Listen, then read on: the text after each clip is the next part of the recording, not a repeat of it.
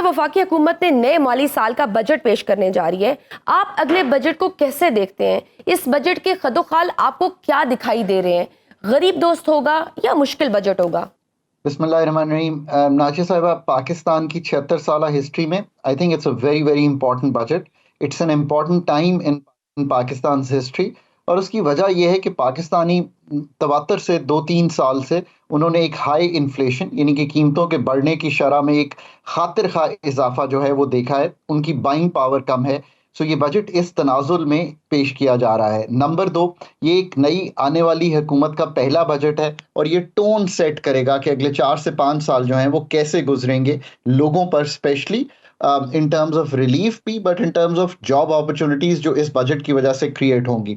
Number 3, आप ये भी याद रखिए कि आईएमएफ के प्रोग्राम की जो एंगेजमेंट है वो डिटर्मिन इस चीज़ पे हो रही है कि ये बजट में क्या हम उनसे जो तयशुदा अहदाफ हैं वो प्रेजेंट कर पाएंगे नहीं कर पाएंगे। सो हुकूमत को बहुत ही जिसे कहेंगे दूररस काम करने चाहिए। और एक जो तब्दीली वो ला सकते हैं इस बजट में वो ये है कि वो टैक्स की बजाय ज़्यादा जोर डालें कि खर्चे जो हैं उनको कैसे संभाला जाए। मोर स्पेसिफिकली पेंशन्स जो हैं उनको कैसे संभाला जाए, उनका बहुत बड़ा बोझ है।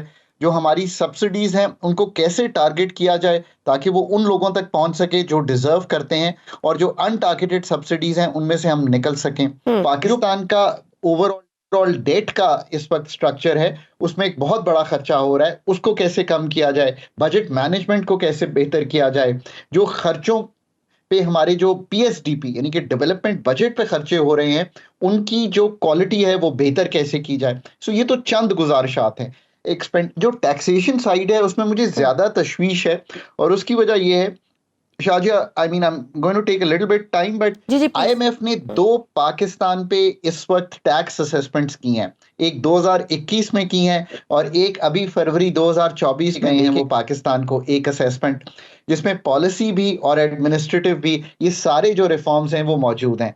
मैं तो ये समझता हूं कि पाकिस्तान की अथॉरिटीज ने अगर उनको पढ़ लिया है तो आपको मालूम होता कि वो पेंशन्स पर, वो पाकिस्तान के इनकम टैक्स पर यानी कि पर्सनल इनकम टैक्स पर, वो सेल्स टैक्स पर वो क्या तब्दीलियां मांग रहे हैं। और ये तब्दीलियां ऐसे टाइम पे आईएमएफ का मांगना जो भारी है ऑलरेडी उन वेज अर्नर्स पे जिनकी कुव्वते खरीद टूट गई है, I think is not fair. So Pakistan को काउंटर प्रपोजल्स रखने चाहिए उनके सामने, जो टैक्स की जो शरह है उसको कम करें और जो टैक्स की बेस है उसको बढ़ाएं। ठीक है, तनख्वाहदार या पेंशनर्स के रिफॉर्म्स और मामलात पर बात करने से पहले अगर मैं आपकी पहली गुफ्तगू को देखूं तो इसका मतलब है आप ये कह रहे हैं कि अगला बजट ही इस बात का फैसला करेगा कि पाकिस्तान को नया बेल आउट पैकेज मिलेगा या नहीं, यानी बजट आईएमएफ की शराइत को देखकर बनाया जाएगा, ना कि गरीब आवाम को देखकर बनाया जाएगा। मतलब आपको लगता है कि आम आदमी एक सेकेंडरी ऑप्शन है, असल टारगेट है आईएमएफ का बेल आउट पैकेज? अनफॉर्चुनेटली इस वक्त शाजिया आईएमएफ बगैर मुल्क को चलाना जो है वो प्रूडेंट या कोई अकलमंदाना कदम नहीं होगा। सो जो आईएमएफ के साथ बातचीत होनी है उसे बेस करके ही बजट जो है वो आपके सामने आएगा।